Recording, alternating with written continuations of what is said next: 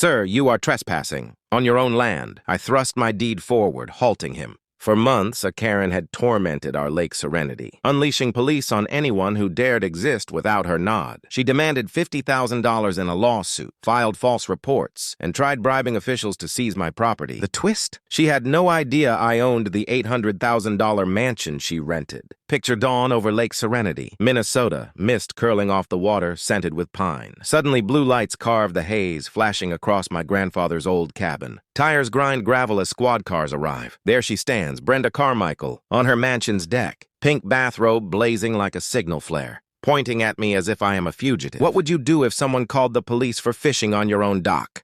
Where are you watching from? I bet you have Homeowners Association horror stories." I am Marcus. 3 years ago, I thought I had found paradise. After 20 years in military logistics and a divorce that struck like a tank driven by my ex's lawyer, I inherited Grandpa's cabin on Lake Serenity. Population 3,200. Where the worst crime was a cat stealing fish from docks. My 1960s A-frame sits on 2 acres of bliss. Mornings brought loon calls over still water. Dock boards smoothed by decades of storms. Air so pure it erased years of Army diesel. The place hummed with my youth. Cedar, pine, and lake water's sharp tang at dawn. For 2 years, Serenity held true. 47 homes dot 8 miles of shoreline, a mix of locals and summer folk, bound by one rule: wave, help, then mind your business. Then Brenda arrived. She bought the lake's gaudiest McMansion, an $800,000 eyesore that seemed ripped from a Texas suburb and dropped in our woods. Within days, she prowled by pontoon, draped in glaring capris and cardigans bright enough to guide planes, her smile false as saccharine, eyes cold as frozen depths. The morning it all changed. I sat on my dock, coffee steaming like peace, when a pontoon's roar sliced the calm like a knife. "Yoo-hoo, neighbor!" Brenda's voice cut through, sharp as a debt collector's call. She glided up, grin gleaming like a predator's. "I am Brenda Carmichael, Executive Estate," she purred, waving a manila folder with courtroom drama. "The Lake Serenity Homeowners Association has new aesthetic rules, and your rustic setup does not comply." My mug hit the rail, ringing like a shot. "Homeowners Association?" Her smile tightened, venom seeping. "We protect property values from eyesores." My eyesore was a 1995 Lund, fish hauler supreme, and Grandpa's hand-carved rod holders, older than her plots. "Lady, my family has owned this land since before you existed. No homeowners association is on my deed." Her eyes flashed, voice ice cold. "We will see, will we not, soldier boy?" Brenda revet her pontoon like a fugitive escaping justice, its wake crashing my dock, splashing coffee across my boots. The stench of gas and her cloying perfume tainted the pine air, churning my gut. Her mansion's windows gleamed in the dawn like a beast's watchful eyes, triggering my old military instincts, honed through 3 deployments. This was no mere spat. This was war, and I sensed I had been conscripted. 3 days later, an envelope was taped to my door like a cursed summons. Inside, a fiction wilder than my ex-wife's. Divorce demands. Lake Serenity Homeowners Association violation notice, inked in blood red on lavish letterhead. I owed $500 for dock aesthetic failure, with 30 days to comply or face fines and liens. It screamed official, seals, case numbers, legalese to scare most into paying. Worthless paper, but most would not know. Time for recon. The Cedar Falls courthouse basement reeked of musty leather and despair,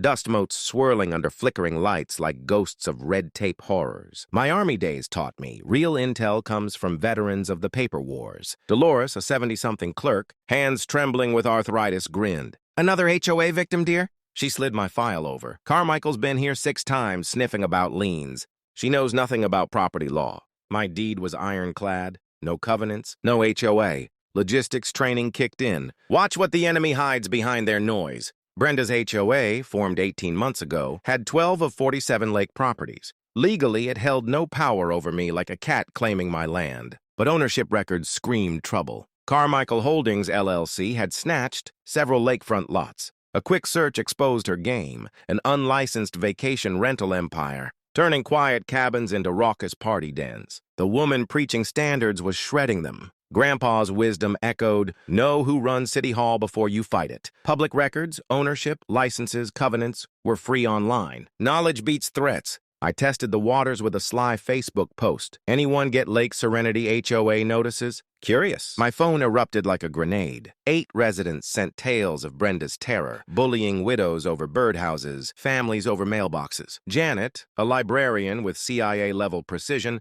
had a binder of evidence. Tom at the marina shared Brenda's bounced checks. Even 90-year-old Florence noted odd late-night parties at Brenda's family rentals. I formed the Lake Serenity Truth Squad, embracing the comic book stakes. That night, an unknown number rang. Brenda's voice slithered through, sweet as poison. "Marcus, darling, I saw your cute Facebook post. You are making this hard." "Just asking questions, Brenda." "Oh dear, you do not want this fight." Her tone turned venomous, the kind that ruins lives. "I have connections you cannot fathom, and I will report you for harassment." The line died, leaving me staring at my phone, wondering what a rentals scammer thought she had on the sheriff. Dusk fell, waves tapping my dock like a coded signal, air thick with freedom and fish fry promise. The sunset gilded Truth Squad homes along the shore like beacons. Brenda miscalculated, picking a fight with a vet who knew recon. If she thought social media would rattle me, she never studied soldiers. We do not quit. We plan, adapt, and overthink at 3 a.m., plotting every move. Tuesday brought Tom Hendris from County Code Enforcement, his truck grinding my gravel at 9 sharp, face grim as a man facing doom, here to probe fake dock and vehicle complaints. Tom Hendris's flushed cheeks betrayed the absurdity of Brenda's claims.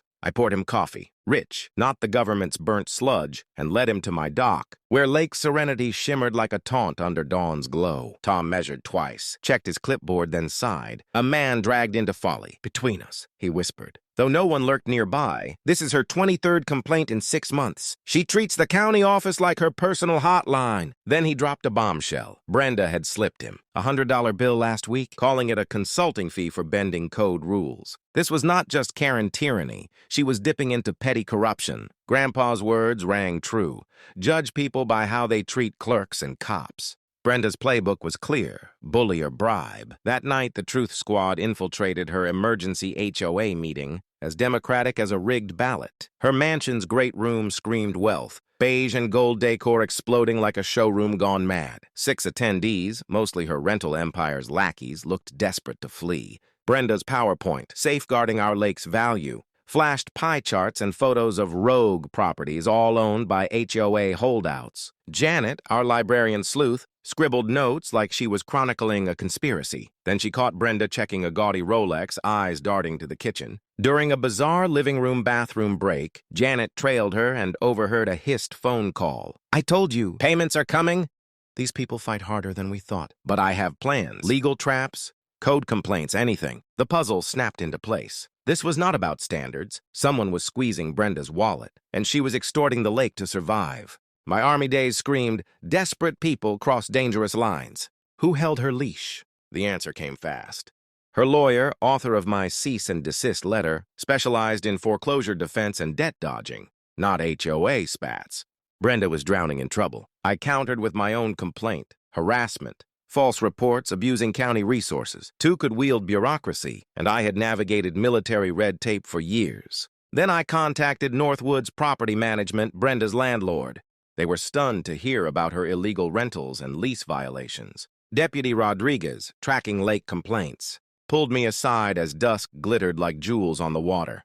"Off record," he said, leaning on his cruiser. "She's on thin ice. No crimes yet, but we are watching." That night on my dock, waves whispered secrets, and barbecue laughter drifted from real families across the lake. Brenda misjudged us, thinking we would cave. Instead, she united a community that valued peace. Tomorrow loomed with battles, but tonight, we held the line. Her code enforcement gambit was child's play compared to what hit. At 6:30 a.m. Thursday, my coffee's first sip, pure calm, was shattered by police. Tires grinding gravel. Blue lights danced across my cabin like a warped aurora. From her mansion deck, Brenda's glee pulsed across the water. 2 cops approached. A rookie, eyes wide with 911 zeal, and Sergeant Peterson, a grizzled vet who knew this was nonsense. "Mr. Marcus, reports claim you trespassed and threatened a woman." I offered coffee. Might as well be civil during a dawn ambush. Peterson, sinking into Grandpa's creaking chair, sipped gratefully. "We must respond, but this smells like garbage." I unleashed my arsenal: deeds, footage, a timeline of Brenda's harassment, and Tom's bribery statement. Paperwork wins wars. The video showed me aiding Florence with her fishing gear while Brenda skulked like a cheap spy. Her trespassing road, public since forever, despite her overnight private signs. Peterson snorted at the footage. "Either you are the politest felon alive or someone's jerking us around." My phone rang mid-review. Dave Morrison, tackle shop PI with a Grizzlies build, had dirt. Brenda owed $47,000 in old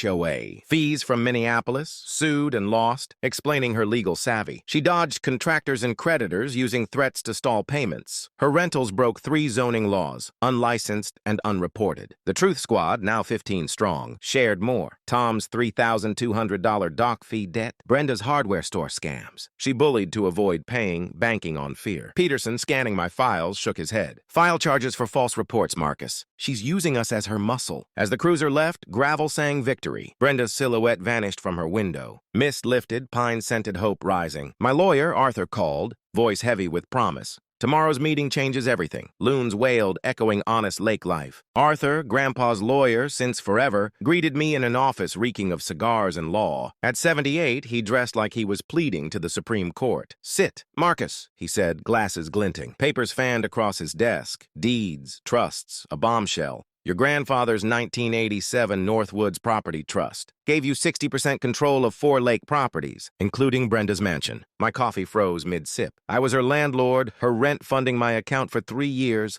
unnoticed. Her lease banned illegal businesses and neighbor. Harassment, she had violated 14 terms. She's 2 months behind, Arthur said, grinning like a fox. Eviction's ready, pending your nod. Brenda did not know. I could evict her, but Grandpa taught me power is restraint. What now? I asked. Arthur leaned back, chair groaning. Offer mediation. Show you tried peace. Courts love that. If she pushes, evict, clean, legal, crushing. I left, Main Street glowing gold, the universe chuckling. Brenda's empire was crumbling, and she had no idea I held the keys. Brenda Carmichael, self-crowned HOA tyrant and rental mogul, had been bankrolling her own nemesis, fueling my fight to reclaim my peace. Sometimes victory means discovering you held the winning hand all along. Leaving Arthur's office felt like flipping an IKEA. Manual right side up after hours of chaos. Except I was not assembling a shelf. I was dismantling my enemy's empire. I had become Brenda's landlord by accident. And now it was time to build a case that would make a courtroom drama blush. Arthur, my legal sage, turned his office into a war room, manila folders sprawling like battle plans. With decades of courtroom grit, he crafted a nuclear option strategy. His pen tapping legal pads like a general plotting victory. Landlord law is like commanding troops, he said. Set rules, enforce them, bench violators, no emotions, just consequences. Dave Morrison, my PI, who could track a shadow in a blizzard, delivered a report with a grin like he had unearthed buried treasure. Brenda owed $73,000 to creditors, faced tax liens from her Minneapolis days, and had a credit score that screamed desperation. Tell your viewers, Dave said, sliding documents across Arthur's desk. Public records, liens, judgments, tax issues are free online in most counties. Knowledge is your weapon.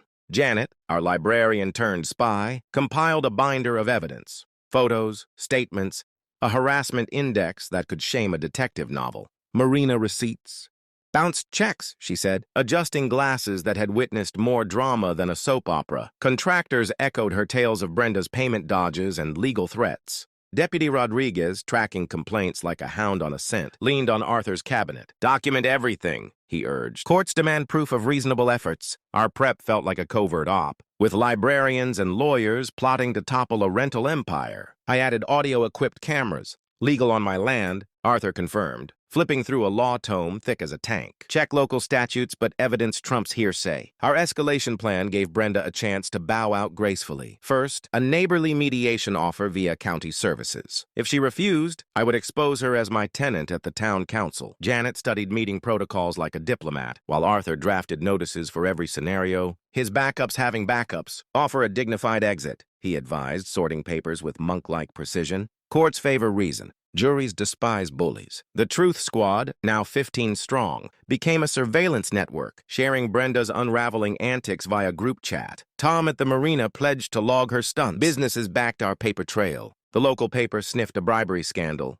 eager for a scoop. Neighbors, armed with cameras, shielded the vulnerable, turning our lake into a fortress of solidarity. In Arthur's office, amid law books, Janet's cookies, and Dave's cigar haze, I saw we had built a community that defied intimidation. Tomorrow, I would offer Brenda one last chance. If she chose war, the nuclear option was primed. Her Facebook stalking, fake profiles, spreading lies about my instability proved she was watching. Then her sabotage escalated. At 2:17 a.m., my cameras caught her handyman's truck creeping past my dock. license plate glowing under LED lights. By dawn, my boat sat half sunk. Drain plug surgically removed. A $2,800 wound to motor and heirloom tackle. The stench of oil and lake water screamed crime. But Brenda misjudged the digital age. My cameras recorded her handyman muttering about crazy lady jobs, clear as day. Rodriguez arrived, eyeing the footage. Felony territory, he said, shaking his head. Over $1,000 in damage. She's done. Brenda's unraveling became a spectacle. She harassed elderly neighbors, demanding loyalty in her lake war. Florence, 90 and fearless, told her where to shove it, words sharp enough to make sailors take notes. Tom banned her from the marina after she berated a teen worker over conspiracy pricing. At the grocery, she melted down, filming customers while yelling about corporate plots. Janet's research uncovered her past. 8 years of identical disputes, harassment, evictions, even a restraining order for threatening a neighbor over her illegal dog breeding. We filed a restraining order citing boat sabotage. Insurance probed fraud. Zoning launched inquiries. Reviews tanked her rentals. That evening on my repaired dock, waves sang victory, pine air thick with promise. Brenda's crimes were now evidence. Cornered, she doubled down, bribing Commissioner Hayes with $5,000 to condemn my cabin as an environmental hazard. Hayes, clean as they come, reported her, sparking a DA probe. She tried the zoning inspector and a deputy, offering safety donations to ignore her violations. Carl, the inspector, wore a wire, capturing her jingling jewelry as she ranted about dangerous me. Rodriguez logged her deputy bribe attempt. Arthur called, voice smug. Bribery's a felony. She's facing jail. I wanted justice, not her ruin, but she had crossed into criminal land. The newspaper editor demanded an interview. Public corruption was news. Brenda's final meltdown at the boat launch, screaming, "Conspiracy before 27. Witnesses became legend. Florence shut her down. 60 years here, honey. You're the problem. Phones recorded her tirade. Arthur urged me to reveal the landlord truth at the council meeting. The high school gym, packed with 300 residents, buzzed like a championship game. TV crews filmed. Officials watched. Brenda arrived, her $1,000 suited lawyer in tow, her white suit screaming defiance. I stepped to the podium, folder heavy with doom. 3 months ago, I thought this was a neighbor spat, I began, facing neighbors turned allies. Arthur's slides flashed, deeds, my 60% trust ownership, gasps erupted. I was Brenda's landlord. Footage of her sabotage and bribery audio drew boos. Her lawyer's good faith claim sparked laughter. Florence yelled, "Good faith, my foot!" as the crowd roared. I held up the eviction notice. "Miss Carmichael, I offered peace. You chose crime. As your landlord, I give you 30 days to vacate." Applause shook the gym. Brenda's screams of lies faded as Rodriguez stepped near. Post-meeting, I told the reporter, "Document, know your rights, don't let bullies win." The headline screamed, "Bribery scheme exposed." Brenda fled to Florida in 14 days, leaving chaos. She took a plea, probation, 200 community service hours, ironic justice. The Truth Squad became the Lake Serenity Advisory Committee, setting fair standards, launching conservation and scholarships with my rental funds. Janet and I dated, bonding over justice and her research prowess. I rebuilt Grandpa's shop, teaching kids to craft, not sue. Our lake became a state model for stewardship. 3 lessons: check deeds, search records, use cameras. Our story inspired podcasts, meetings, and fights against HOA tyranny. Janet's sister faces tow truck predators, same playbook. I sipped coffee, loons singing, pine air promising new battles. Grandpa's wisdom held, standing up for yourself lifts everyone. Share your HOA nightmares below. Hit subscribe and join us on HOA Stories.